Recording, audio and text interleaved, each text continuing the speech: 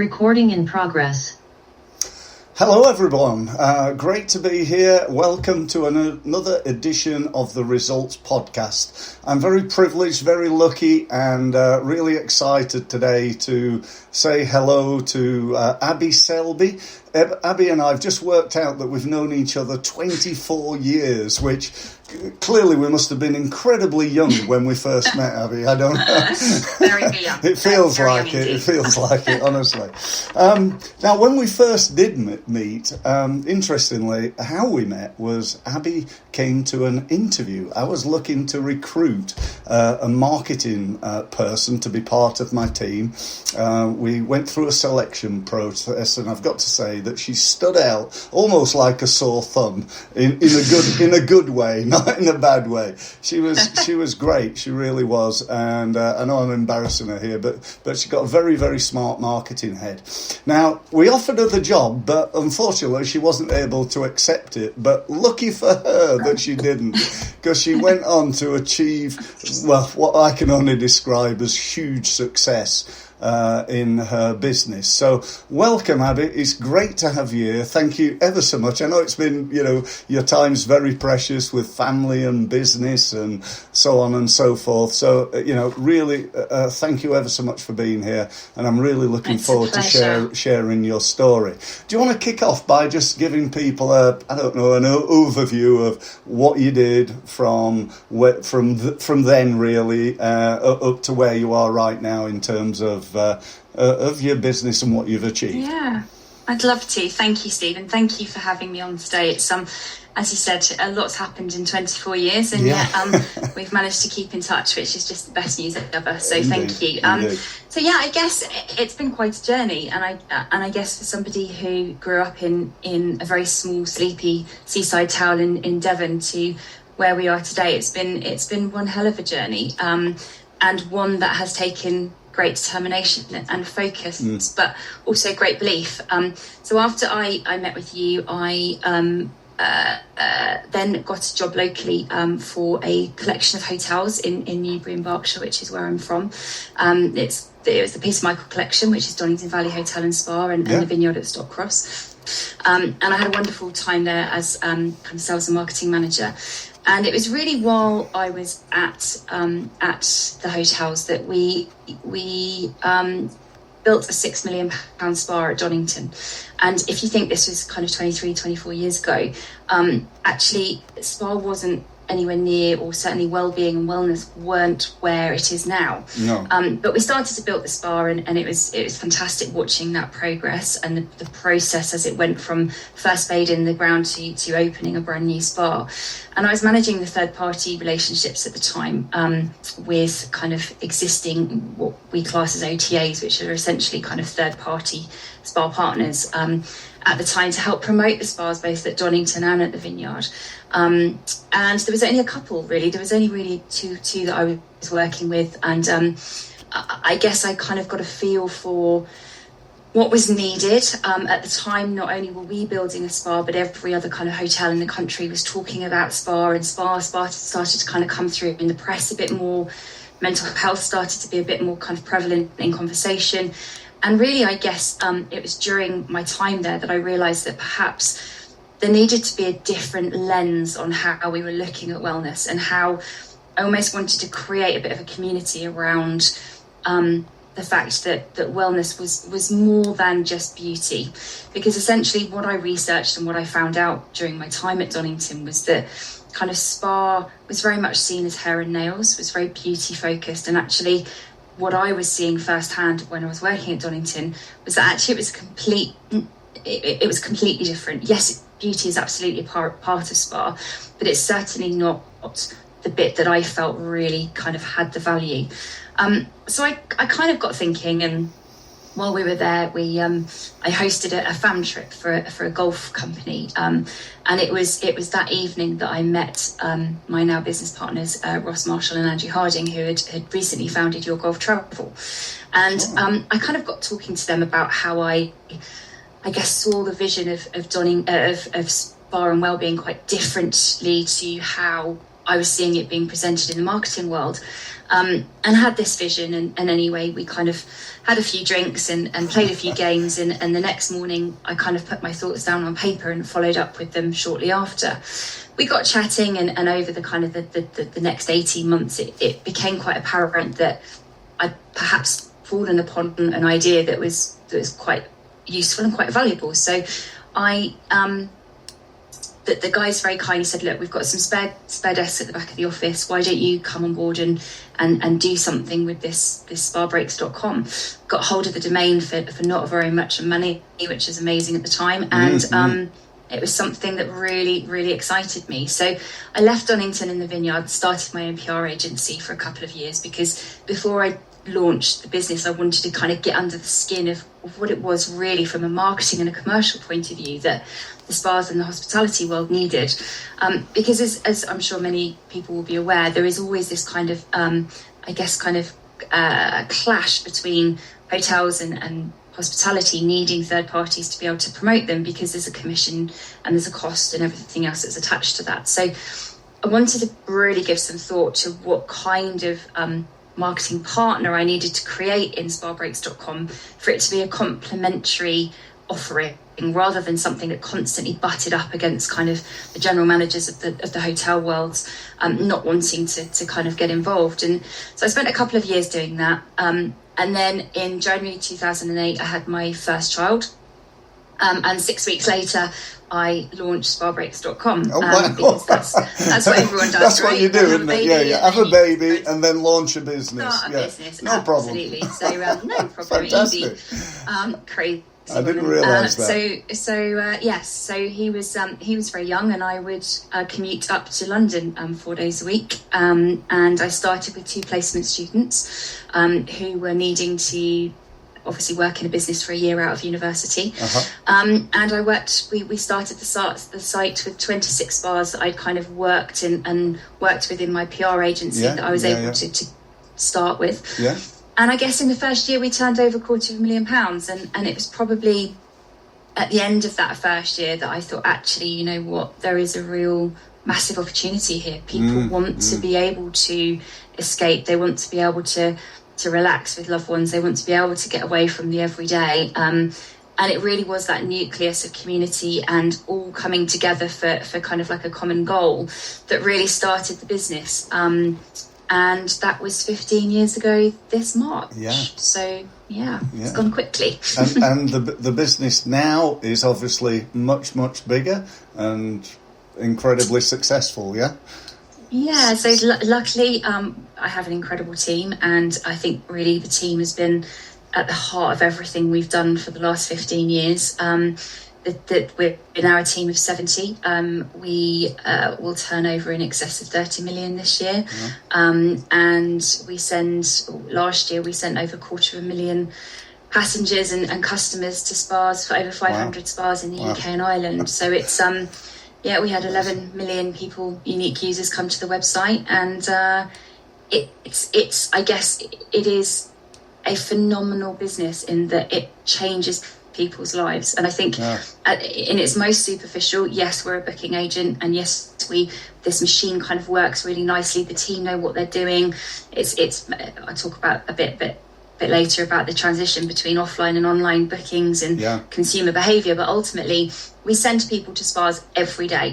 There's over 8,000 people every week that go, but the beauty is that actually where I guess I've been able to carve a real kind of niche area in the market is really, I realised very, very early on that there were a lot of marginalised groups of people that were not welcome in spas 15, 20 years ago. People with cancer, people with disabilities, the deaf, the blind, etc.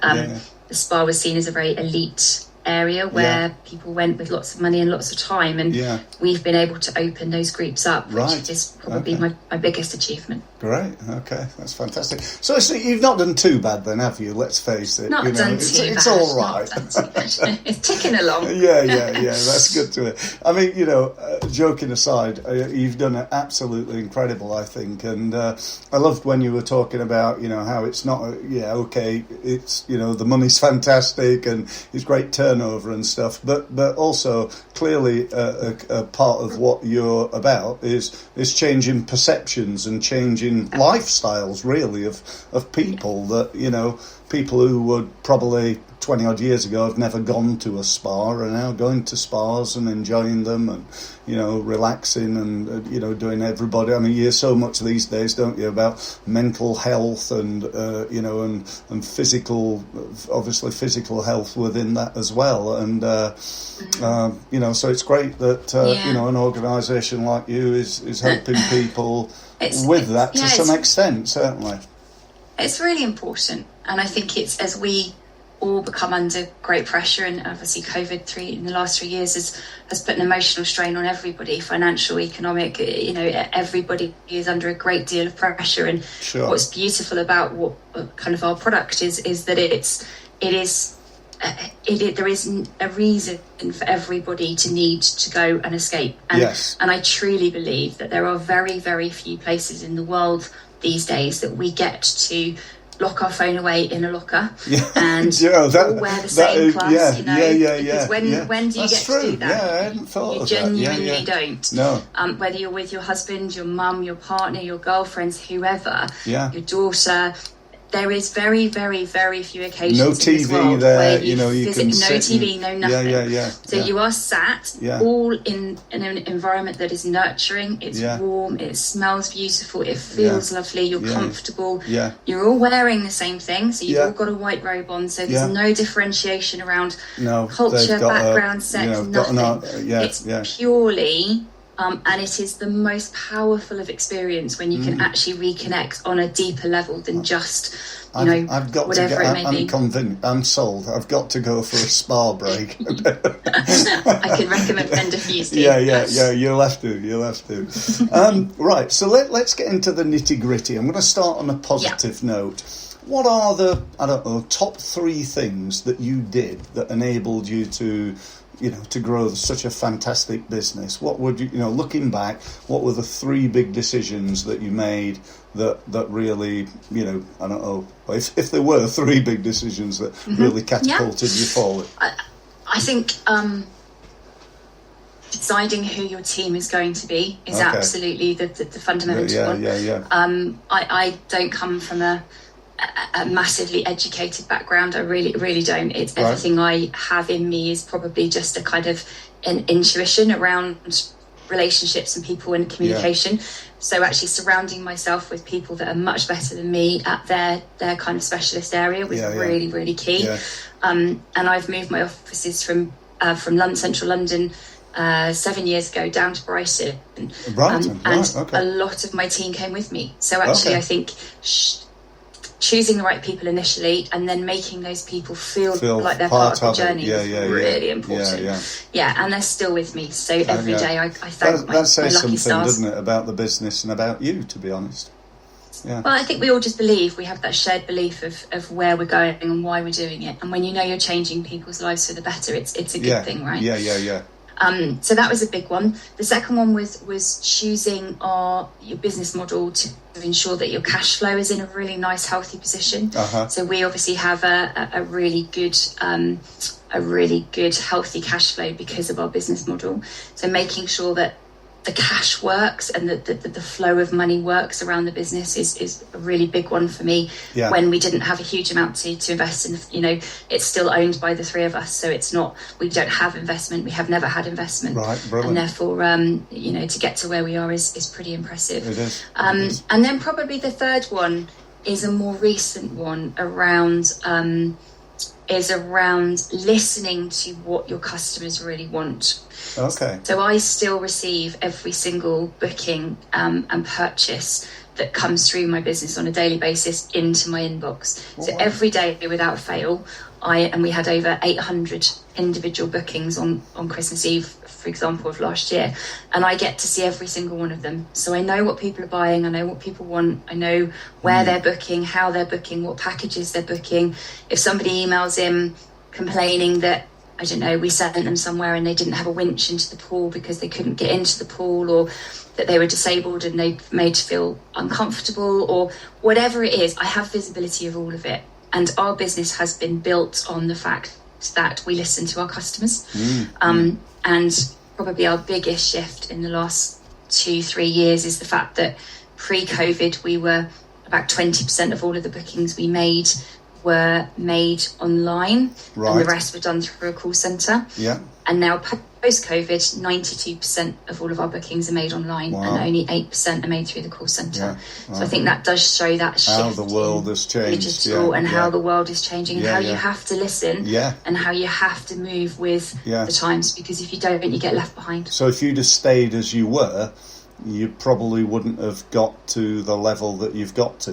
It's as no, and it also, you can't grow. You can't. It's not. You know, it's not sustainable from a growth point of view when you're so heavily reliant on people. When you want to be growing to the volumes that we do. Yeah. No, I get that. I really do. Yeah. So it's interesting you mention about the how you've grown your business. I remember listening to. A guy wrote a book called Good to Great. Do you know that one? Jim Collins. Okay, Jim Collins, okay. yeah.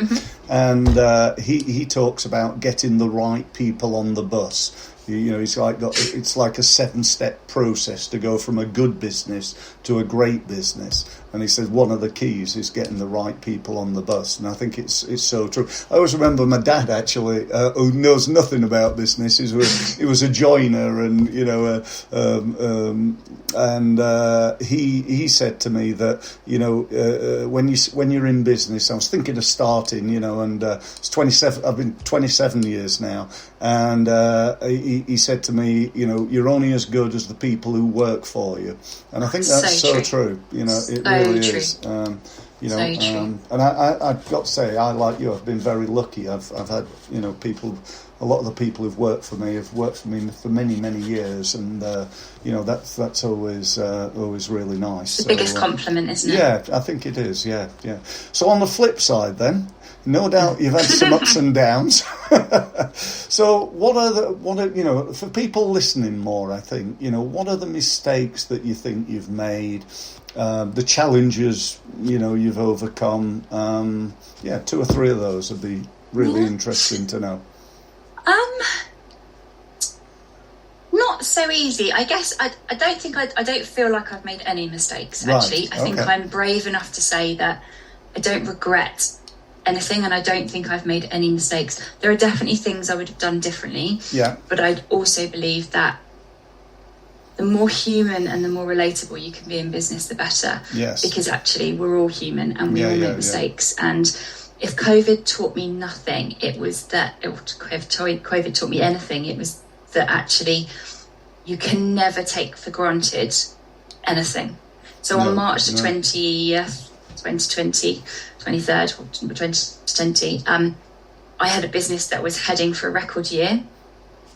We had been going for 12 years, and I can honestly say to you that I don't think I ever truly appreciated just how brilliant the business was. So it ran like a well-oiled machine. Everyone was happy. The spas were happy with us. Everything was we were growing year on year. Everything was brilliant. Yeah. March the 23rd, 2020, I sat at my desk at 8:00 that night, and my entire world pretty much fell apart, because as a spa business, a hospitality business, as you can imagine, everything shut. Done. And it was horrific. And anybody in travel and anyone in the hospitality world will tell you just how horrible that night was. And I remember having 12 of my kind of senior managers on a call at 8:00 at night, and we literally had to pivot. In 24 hours, we became a complete customer service team. We write all of our own systems, we write all of our own development from a web point of view. So we then had to because of the nature of our product, we don't really get cancellations or anything like that. So we've never had to deal with mass kind of credit notes. And we knew we couldn't refund, because if we refunded, it would just be the end of the business. So like many in the travel industry, we had to find ways around things. And morally and ethically, when you talk to me about challenges, my business has been built on integrity, and it's been built on my name and my word. And at night, I knew there was going to be a period of time, and at that point, obviously, nobody knew how long that period of time was going to be, that I was going to have to make decisions that went against everything that I believed in, just to keep the business going and to keep people in their jobs. I get that, I really do. And it was the hardest soul-searching time, when I was also homeschooling 3 children. I lost my father to Alzheimer's during COVID and wasn't able to grieve him or go and see him or say goodbye. And so trying to run a business, trying to keep 60 or it was 90 people at the time, 90 people's jobs going, understanding furlough and getting your head around all of that, while trying to navigate through this period of time where we had no idea when spas were going to come back, because naturally they're a very personal, very intimate kind of environment, and therefore they were the last to open. So we had to be really nimble. And again, my marketing team, my customer service team, the sales guys, everybody turned their hand to what we needed to do. And luckily for us, we created new products. We had our gift vouchers that we could continue to sell the dream of when COVID was over. But even then, we had kind of Scotland, England, Wales, Northern Ireland, Republic of Ireland, all opening different things at different times and closing things. And oh my God, it was I've got to say, we've been I like to think friends. I'm sure you do as well. But we've had a relationship where we speak to. The great thing I think about our friendship, like we might not speak to each other for a couple of years, then we speak, and it's like we saw each other yesterday, which is always nice when you've got people like that in your life. I've got quite a few friends like that. We don't speak from one month to the next. I might not see them for 6 months, and then go and see them, and all of a sudden it's kicked off again. You get that link straight away, which is always nice. But the reason I mentioned that is that there are, it's really interesting to hear your story, because the bits where I didn't know about, I did, and that must have been such a challenge. I remember in my business on that particular day, the same day that you sat there, I lost about 45% of my business. I was just one phone call after another. We'd like to cancel. Sorry, because most of my work is ongoing. People outsource their marketing to us, as you know, and we do that. And I thought, this is going to be the end of it. And in May of that year, I was hitting 25 years in business. So it was like a big, quarter of a century in business. And I'm thinking, it's March now. By May, I might not be in business. But I didn't lose another client. It was bizarre. Amazing. I never lost another client. Well done. So I was really lucky and kept going and, managed to survive it. So, And that's it, isn't it? That you realise and you go through the motions, and you watch people, and the weight I felt because of the responsibility of everybody else, and having to get this business out the other side, and actually almost thinking, no, I can't let a pandemic that is out of my control ruin 12 years of my life. There's no way this is happening. I agree, and I thought the same. I thought, I was like, I'm not gonna. Not going to furlough. I'm going to, I'm keeping my people on, and I'm just going to put. I doubled up on my marketing. I just went berserk on it, and I won a few new clients, which was even more amazing. One of which did fantastically well, because they developed this product that was like COVID friendly, it was the testing, did the testing, the for travelling abroad, and he made a lot of money. Oh, okay, nice. Yeah. So he became a really big and good client of ours. So for anybody listening today that's at the start of their journey, perhaps, or part way into it, they're perhaps either starting up, or maybe they've got to that $250,000 and they really want to take it next way, what would your top 3 tips be for someone like that? What do you think they would need to do?